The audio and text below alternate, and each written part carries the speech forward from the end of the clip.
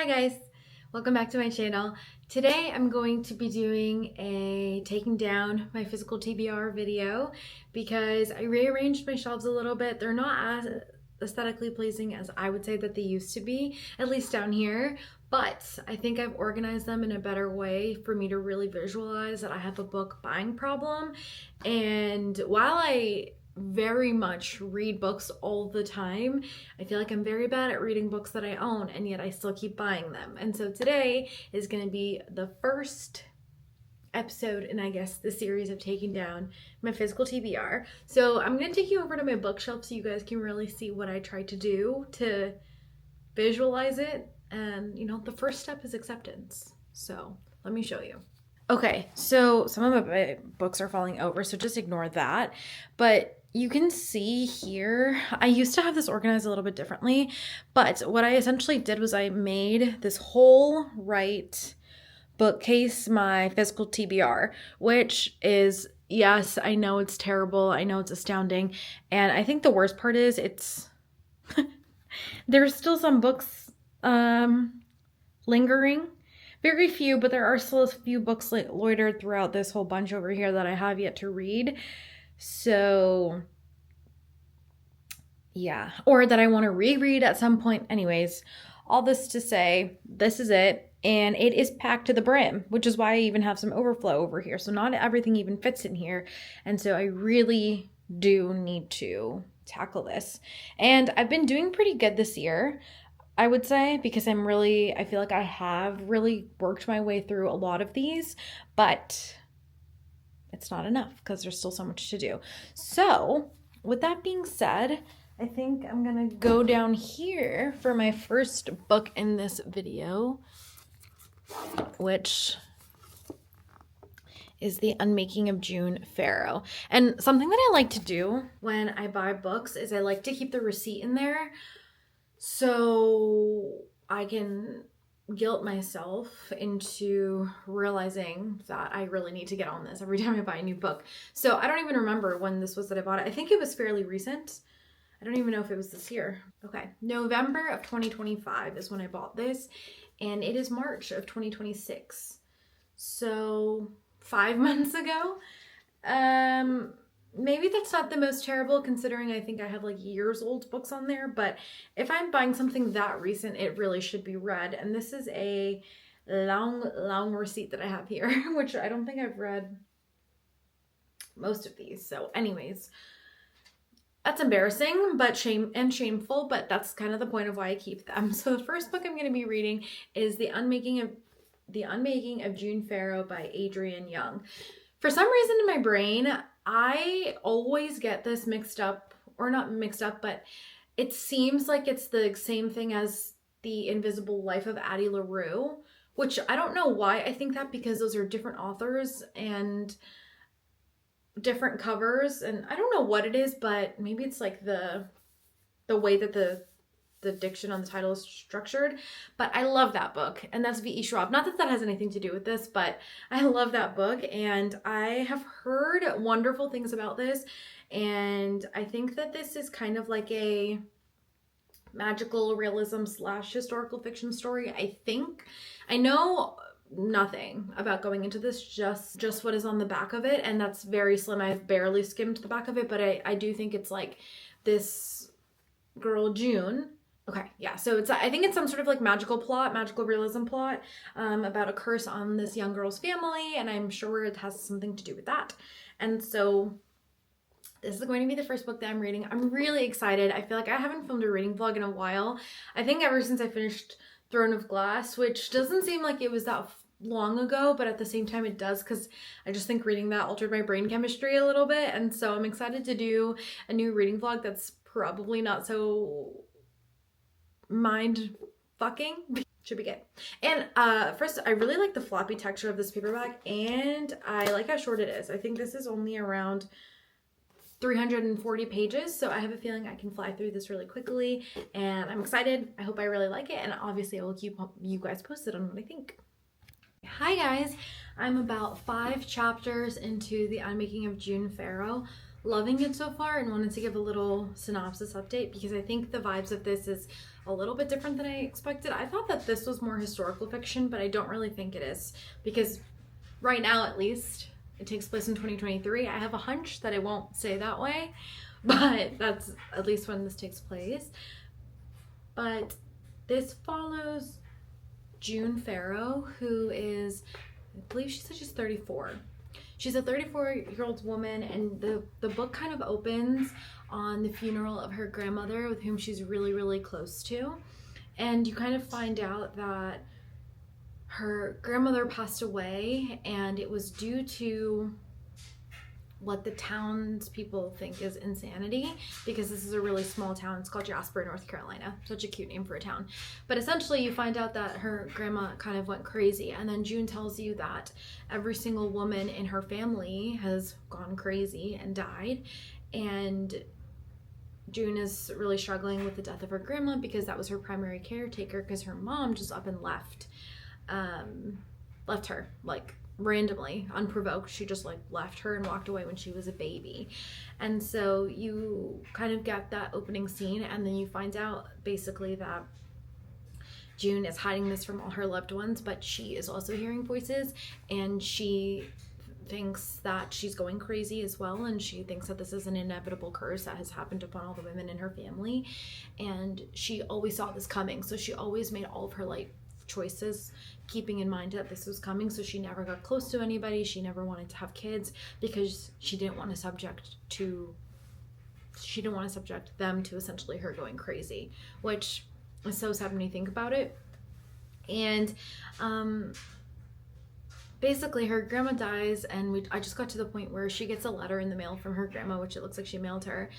And there's a lot of like little spooky stories in the town of Jasper, and she gets a picture from her grandma that she mailed to her, and in the picture is somebody that there's like a ghost story about, like an older person, but then in the picture is also her mom, or somebody that looks just like her mom. And so June thinks she's going crazy because she's seeing people and she's hearing voices and she's doing all of these things. And she's like, this can't be my mom. This has to be somebody else in my family, but there's nobody else in her family with a name. And so that's kind of where we are right now. We're just scratching the surface of what we think the mystery is going to be a little bit. Obviously, what I think is that the voices that everyone is hearing, I actually think it's like maybe they can like time travel or like jump between dimensions or something like that. And that Susanna's mom didn't voluntarily leave her. I think maybe Susanna had like time jumped or something to see her husband, who is this Nathaniel guy, who I think is June's dad, but then somehow got stuck in whatever other world she's in. And obviously I don't think any of them are going crazy, and I don't think that they're hearing voices in a psycho way. I think that they're hearing voices in like a magic way, and it's exciting. I'm excited. This is very descriptive, and normally sometimes I think it could get boring, but I think all of the description adds a lot of depth to the scenery and the story and the setting in particular, which I really like. The one thing I would say is, this has nothing to do with the book, but the font is really small and is really descriptive. So I am finding that I kind of need to like read it out loud to myself so that I don't miss anything, because it's so descriptive and the font is so tiny. But that has more to do with the publishing of the book than the actual book, so that's okay. But loving it so far, and I kind of can't wait to see like what the mystery is, what the magic is, how it's all going to unfold, and how June is going to get to the bottom of it. And like kind of I'm interested to see like what the main conflict really ends up being too. So all good things so far, really liking it. Hi you guys. So it is the next day, and I am probably already at least 50% of the way through the book. I'm on chapter 15, and I am loving this so far. I'm so glad that I decided to pick this up, because I feel like it's just been in the back of my consciousness for so long. If you get it, you get it, because it has to do with the book. But this has been so fun to read. It's so beautifully written. I think it's really immersive, and I think when you're dealing with some sort of a complex timeline and storyline as I would say this is, it's really hard to get lost in the sauce and get very confusing. But I think the author is doing a really good job of leaving you confused, but then also just very intrigued at the same time. It doesn't feel like I'm overly confused, but there were points where I was like, what on earth is going to happen and what is going on and everything like that. All this to say, I think that we are now just really getting into the meat and potatoes of the story and the mystery and what's going on, because in terms of the actual plot, it's really hard for me to give much of an update since the last time I did, even though I'm so much further in the book, because it has a lot to do with how June feels like as a person. I think a majority of this book really is the setting, essentially. So I think that takes up a lot of time when reading this book. Not that it's a bad thing, just that I think that that's what's happening in the situation. But to give an update, so we basically find out that Birdie and Gran kind of knew that pharaohs can travel in time ever so slightly, but it's not like completely time traveling. It's like, and this is where it gets complex, it's like time exists on a thread and it can fray in a lot of different directions. And so it's not time travel in the sense of like, oh, you go back to, you know, like you can go relive a memory over and over again. It's not like that. It's like you can get transported into like a very specific year, and you basically find out that the pharaohs can do this. And while June is finding this out and trying to uncover like what happened with her mom and the history of her mom and her family, she essentially ends up time traveling to 1951 from 2023, where she meets Eamon, which all I have to say is if I'm gonna have to read the rest of this book and she ends up with that guy Mason when Eamon is sitting there with their kid, I think I might just shoot myself. So I don't even know what's happening there. But anyways, she ends up traveling back in time. She meets Eamon, and then she kind of realizes that she has time traveled. And while she's trying to get her mind around that, she realizes that everyone in this time knows her. And so this is not the first time that June Farrow has been in 1951 with these people. And it turns out that she has built a whole life in this timeline. And Eamon is her husband. She has a child that she left, which I think that is really sad, because I think I even mentioned this earlier, but the whole reason that June didn't want to get close to anyone and have a kid was that she thought she was going to go insane, and then she realized that she did that anyways, and then she just left her child. And I think that was really heartbreaking to read when she realizes that she did that herself. Like I said, it's a little confusing to explain, but I'm not confused in my brain. Essentially, she finds out that like she has been in this time before, and then has up and left everyone here dry. So she is like grappling with that, trying to get back into the present. She keeps having flashbacks of 1951, and then also technically like flash forwards. And the original June that came into that time frame has disappeared somewhere, or we don't know why June up and left them originally. And so all of that is the mystery in this. It's kind of hard to explain, but I'm really liking it so far. Like I said, I can't put it down. I really want to know what's going to happen. My prediction is that I feel like Mason's mentioned so much that I think, and I kind of hope this happens, but like not for June, but for my own sake, I think that Mason is going to be like somehow roped into this, but he ends up being the bad guy. That's just like a feeling I have. Also kind of hope, just so that we get Eamon and Annie and June to be, you know, really happy. But I have a feeling like he kept being like, we're not talking about you time traveling, we're not doing this, we're not doing this. Like I feel like he was just like, you need to tell me the second it happens. I don't want to, you know, we're gonna fix this is not gonna happen, blah blah blah. So I feel like maybe somehow he knows and he's somehow roped into it, and I don't know how exactly, but I think that he has something to do with it.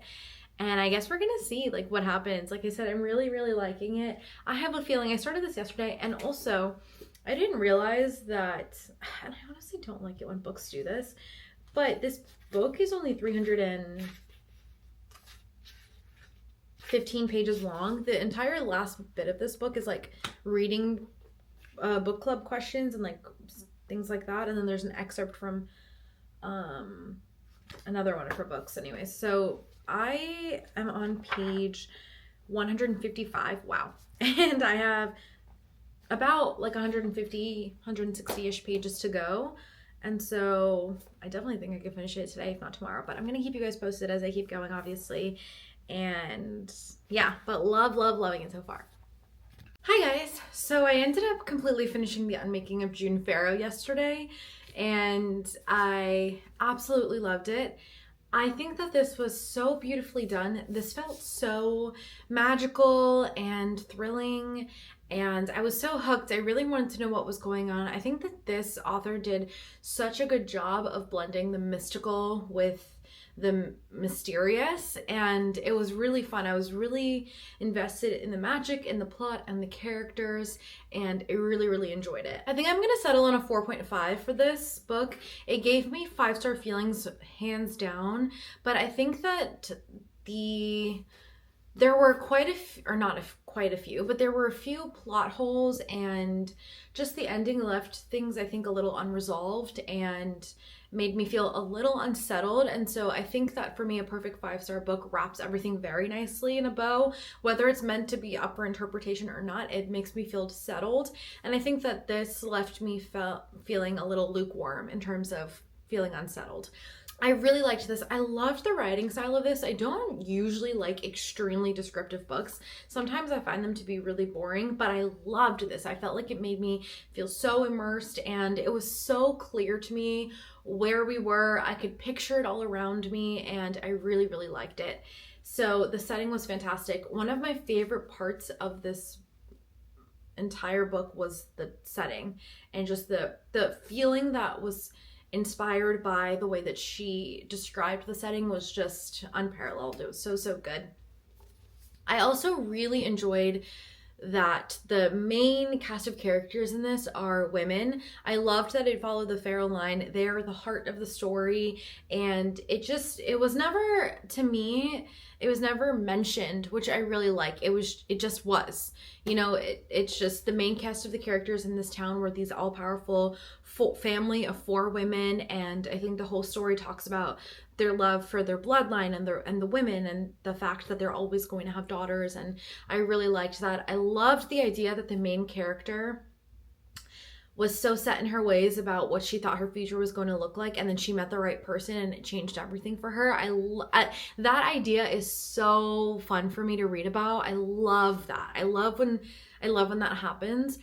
But with that being said, I did think that I would have liked to see a little bit more about how the original June that came back the first time established her life. And I think that is such a huge part of the book, is the fact that she completely changed her mind, but we don't get to see any of that. I feel like we don't get to see how her life in 1915 and her experiences there for the 5 years changed her whole life, changed her whole perspective on life. And really, it changed it within a year. And so I think that was something that was missing, that really would have honed the point home and really cemented it. So that was one thing I felt was a little bit lacking. The other thing too was, I think that the time travel wasn't complicated in nature, but I don't think that the author did enough to kind of explain the gaps a little bit, because the idea is you can only cross over 3 times, and the original June, when she was trying to save Annie, basically found a loophole, but I don't think that that was actually a loophole. I just think that she didn't create any sort of loophole. She just did something that was supposedly not allowed, and it ended up working out in her favor. And I think that doesn't sit right with me. I think if you're going to find a loophole, it should be smart. It should be oh, why didn't I think of that? That's so smart. Yes, there's high risk, but it ended up working out. I don't think that it was that. I think she was supposed to disappear because she went back to a time when she already existed, and she just ended up not. And I don't think that that was fully explained as to why she wasn't. And so I think that is a little bit murky, and so that confuses the plot just a little bit. And the other thing too is, Susanna completely ruined everything by going back that 3rd time and getting stuck there. And there's no explanation as to why she did that. It was oh, she thought she could change him. Girl, your husband tried to kill your baby. What are we really talking about here? I don't know. I think that being her reason is completely against any maternal instinct that they were pushing her to have, and her being a good person and everything like that. So that didn't make a lot of sense. I will say the plot twist with Birdie was so heartwarming to me. I was just jaw on the floor. So My heart was just like glowing when I read that, and I really liked it. So all in all, highly recommend this book. I think everyone should read it. It's so fun. It's really immersive, and I think the best part about this is the immersion into the world that you get. But keep in mind that it might leave you a little bit confused and with some questions at the end. But all in all, so glad I got this off my TBR, because now it's one of my new favorite books, and I loved it so much. With that being said, we are one book down. I'm going to try and tackle 4 books in this video. And so the next book that I grabbed off of my shelf back there to continue this taking down my physical TBR is A Crane Among Wolves by June Her. So I actually picked this up in an indie bookstore in New York randomly, I think a couple of years ago. I think it might have been 2 years ago now. And I was just like wandering. I was early for a dance class that I was taking, and I just wandered into this bookstore, found this book, and picked it up. And mostly because I just really liked the cover. It seemed so beautiful to me. I love the illustration on it. It was just so good. And I actually started this, I think, right when I got it, but I only got 2 or 3 chapters in, and I just never got into it. I don't think I was in the right mood for it. And so today I'm going to get in the right mood for it. So from my understanding, this follows 2 characters. This takes place in Korea under a tyrant king's rule, and that is like, it's actually based off of, it's a historical fiction, so it's based off a true story, which is atrocious. But basically the main character's sister gets kidnapped by the king, and I think essentially just kidnapped as one of his courtesans or sold into slavery or something like that. And our main character, while she has an estranged relationship with her sister because their parents died and they don't really get along because there's a little bit of an age gap, she is looking for her and trying to save her. While that's going on, simultaneously you have the bastard prince of the kingdom, whose brother is this tyrant king, who I think despises his brother and is trying to figure out how to, I think, take down the king. And then at some point, I think their paths end up crossing. I obviously haven't gotten there yet, and I think a romance blooms from there. So all the makings of a fun fantasy, you know, enemies to lovers, like shared enemy takedown, and then let's see what happens type of plot. So I'm excited to read this. I just think that the illustration is just so beautiful. The book is really, really pretty. And so this is the next book I'm going to pick up, and I'm excited because I think this is very different from June, and it's going to scratch another itch, and it's just so fun to look at. Like, come on now. So I'm very excited, and I think the title is gorgeous too. Anyways, that is going to be the next book I read in this video in terms of tackling my physical TBR. So I'm going to get started on this and keep you posted, obviously. Hi guys, my hair is air drying, so please don't mind maybe how it looks, but I wanted to give an update because I am currently on chapter 17 of A Crane Among Wolves. I believe this is about the 40% mark, and I am not loving it. I don't hate it, I just don't think that it's doing anything for me, and I think I'm a little bored, to be honest. And so I'm trying to audiobook it a little bit, and A, to get through it quicker, and B, to also just zhuzh up my interest in it, because I like when it's dual POV and the audiobook has 2 narrators for each of the characters, which it does in this case. And so I think that's helping get through it a little bit. But I'm honestly a little bored. Basically, I have gotten to the point where these 2 have essentially, you know, in that quintessential typical plot line, they're teaming up to overthrow the main king, and they're going to work together. And then she is hurt, and he's like trying to take care of her. They're staying at an inn, and they're pretending to be married.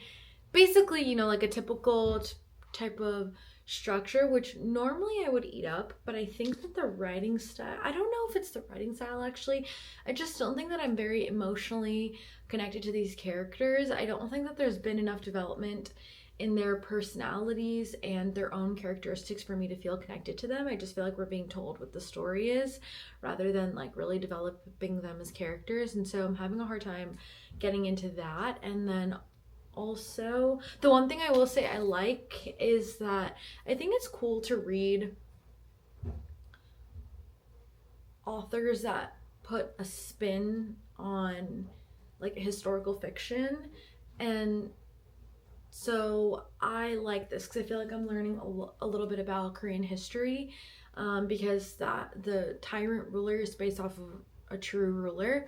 And so I like that. I think that I'm being educated in some way, even if it's through, more of like a fiction novel. I still think it's fun to learn a little bit about it, but I would say that's probably the only saving grace for me at this point. Otherwise, I would probably just stop reading just because I'm not invested. I don't hate it, but I'm bored a little bit. So that's the one thing. The second thing is that I think this was zoned as a fantasy, but it's not. There's no magic in it. There's that's what I think of when I think of fantasy. This is just, to me, a fictional take on, like, a historical fiction on this time period, like the 1500 time period in Korean mythology.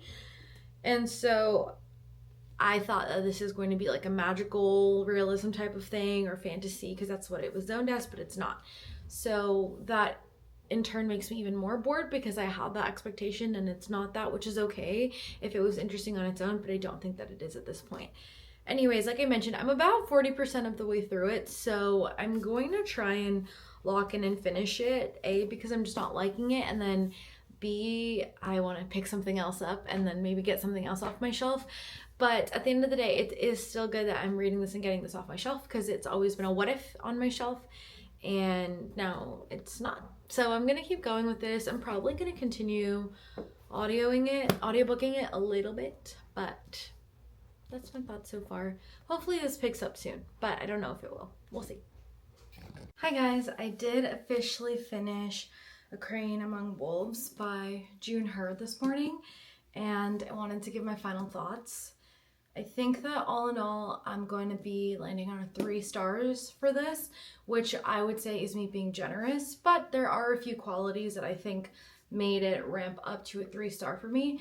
One being what I mentioned earlier, just about the fact that this is based on, true and life, which is horrendous, but I feel like I learned a lot about Korean history, which I wouldn't have previously known.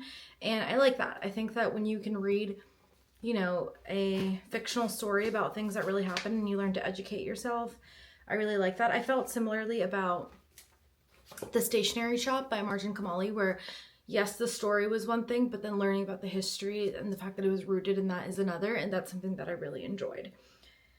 Also, it has a pretty cover. That's about it. I think that the plot was boring. I think that the characters not only lacked chemistry, but I also think that they lacked depth. And these are not unoriginal character types. For example, when you have somebody that has grown up spoiled, never had to fend for herself, and has to learn now, like the main character in this does, cough cough Aelin from Throne of Glass, you can develop her character a lot. I feel like she just went from 0 to 100. The male main character, I just feel like went from barely acknowledging her existence and being very chivalrous to then just being in love with her. Doesn't make sense. I also think that the conflict seemed so low stakes. Nothing about it was getting my heart pounding or anything like that. And so disappointed in this one, especially because I picked this up because the cover was so beautiful. I thought that it was going to hit more than it did, but that's okay. Another one off the TBR shelf, which is exciting. I think the next and final book I'm going to read in this video is going to be The Future Saints by Ashley Winstead. This was my January book of the month this year, which I've never done book of the month before. This is my first time doing it. So I have yet to read. I know it's March and I have yet to, as we all know, the shelf is ever growing. So I have yet to read one of the book of the month books. And so I think that I'm going to want to. And I don't even know what this is about, to be honest. I thought it was a romance, but I'm looking at the... Ashley Winstead had written In My Dreams I Hold a Knife, which I believe I've read. And she wrote The Boyfriend Candidate, which I have read and owned. So I feel like I've read one of her romance and one of her thrillers, and I think I've liked them both. It doesn't look like it's a thriller at all. It kind of actually seems like almost similar plot to Deep Cuts. Not quite. And it's very different in vibes, but it's still I think it's based off of a music band, and then they see this one girl singing, and I think they want to incorporate her into the fray, and then it goes from there. So as you can see, I know nothing about this, and I believe that when I got this hadn't yet come out yet, and I haven't heard anybody talk about this, so I don't know what everyone thinks about this. But I'm excited to find out, and I'm excited to read a book of the month book and see if I like it, and just, you know, if I'm liking the picks, because I still have 2 more to get through, and I think this will be fun to read and get off my TBR. So this is gonna be the next book that I read. Because it's hardcover, I feel like I will probably try and finish this within the next couple of days, but obviously I will keep you posted as I go and let you know what I think. Hi guys, I am 83 pages into The Future Saints, so I'm on chapter 15, and I wanted to give a little bit of an update now that I have kind of understood the scope of the book. So this is a book about this band, and it has 3 members, and they were slated for, you know, to be the next big thing, and then tragedy strikes the band, and then they just kind of like lose it because of this tragedy. And so Theo, who is a manager from the record label Manifest, is coming in to try and save this band and as their manager before they get fired from the label and lose everything that they've worked for. It's kind of the general gist of the story. So far, I'm liking it. I think that this gives me, I guess in premise, similar to Daisy Jones and the Sixth vibes. But the one thing that I liked about that I don't really like about this is so millennial Gen Z to me, because it's all about TikTok and like blogs and going viral and having a viral moment. And I just for some reason, even though it's completely valid, something about that makes me feel like kind of cringed out, because when you were reading Daisy Jones and the Sixth, it wasn't just about like superficial social media and going viral. Like it was, but it wasn't, you know, it was about getting people there that appreciate their music, and it was about the love of music and everything like that. And I don't know, it's just something about it being TikTok that just makes it so like, I don't know what the word is, kiddish to me, casual, even though I know it's not, and like that is how showbiz works and everything like that. I think it's just the fact that the word TikTok and like going viral just seems so, I don't know, cringe to me. I don't know what it is. So I feel like that is sort of taking me out of the book and not leaving me feel very connected to this, just because it's mentioned all the time. It's all about how they had a viral moment on TikTok, and there's like chapters within it that are like the TikTok comments and people reposting with the sound and things like that.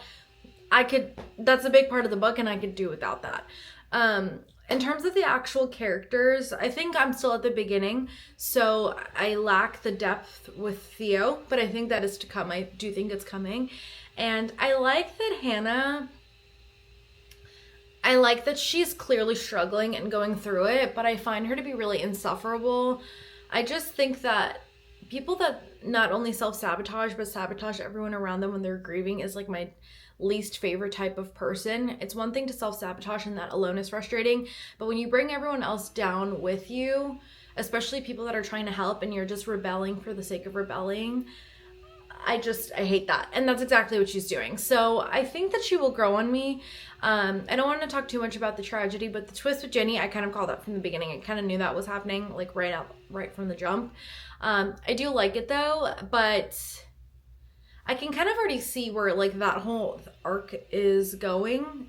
So yeah, I think right now it's very like, I'm not bought in. I'm entertained, and I definitely want to keep reading enough that I'm interested in it, but I'm definitely not bought into it right now. Like there's nothing in me that's like, oh, this is so cool, this is so insightful, this is so this is so that. That's kind of eluding me at this point, but I'm still entertained nonetheless. So that's my update right now. I think I'm like maybe 15-20% of the way through the book. Yeah, maybe I'm about 20% of the way through the book. So I'm gonna keep going. I hope this gets deep really fast, because one thing about me is I love books about music, and when you feel the love for music for the artist in the book, I love things like that. Deep Cut's one of my favorite books, and you could feel how much they love the music in there. Like the music is almost like a character in that book. I'm hoping that this kind of turns into that, but my mind is open, my heart is open, so I guess we'll see what happens. Okay guys, I just finished The Future Saints by Ashley Winstead, and I wanted to give my final thoughts on this and conclude this video. So starting off with this book, I really did not like this, and I'm very, very disappointed. I think that the setup of this had the potential to really hit something meaningful and true for the reader, but I just think it fell short in so many ways, and I honestly struggle to think of a few things that I even like about this book. So starting with the main character, Hannah, I found her to be so unlikable in a plethora of ways. There's one thing when you're dealing with grief and you're going through things, but I just think that every single thing that was mentioned about Hannah that she was really going through and struggling with was underdeveloped. Her like substance addiction and everything like that, her substance abuse and alcohol addiction and alcoholism and dealing with the threat of Jenny, it just felt like it was thrown in there as a conflict for the main character to have, but I don't feel like you really addressed the way that it hurt everyone around her and the way that she was self-sabotaging, like drowning herself to really go to rehab. And I know the idea is for it to hit rock bottom, but it just felt so underdeveloped and the conflict just felt so superficial, and that was supposed to be a really moving moment, and I just found myself just wanting to finish it and get through it. I was really disappointed in that. I also think Ginny's death was talked about so much in this, and it talked about how it affected everyone and all the members of the band, but that was never addressed. It was all about Hannah all the time. And then we also had the relationship between Hannah and Theo. I think Theo was supposed to be like this golden retriever good boy, but I honestly did feel like he was like infantilizing Hannah so much. It just felt like he was babying her, and I was like, do you want a partner or do you want like a father to take care of you? Because that's what it felt like he was doing. And their connection too, it just felt like it came out of nowhere. Like obviously this is a romance and we knew that they were going to get together, but in terms of their actual connection, it felt like they had zero chemistry except for the fact that he was looking out for her, and it's like he was the first person to do that and she instantly fell in love with him, except she didn't really treat him like they fell in love and they didn't really have any connection. And for her to say that the Future Saints were like this family and whatever, just for that dynamic to not really flesh out either, I don't know, I was like really disappointed and I really didn't like this one, so that kind of sucks. But at the end of the day, it is another book off the TBR, so I'm kind of sad in this video I found two books that I didn't like so much, but I did really like The Unmaking of June Farrow, which is going to be one of my favorite books ever, so that just goes to show when you buy books for your physical TBR that you don't really like haven't read yet, then it could happen that you end up accumulating a few books that you don't really like, but that's okay. Nonetheless, I feel like I've made good progress on my physical TBR. So thank you so much for watching this video. I hope you guys enjoyed watching me read these and hopefully inspires you to read your physical TBR and get some books off of your shelf. Let me know if there's any on my shelf that you recommend me getting to, or if there's any ones that I need to add. But that concludes this video. Thank you guys so much for watching. Bye!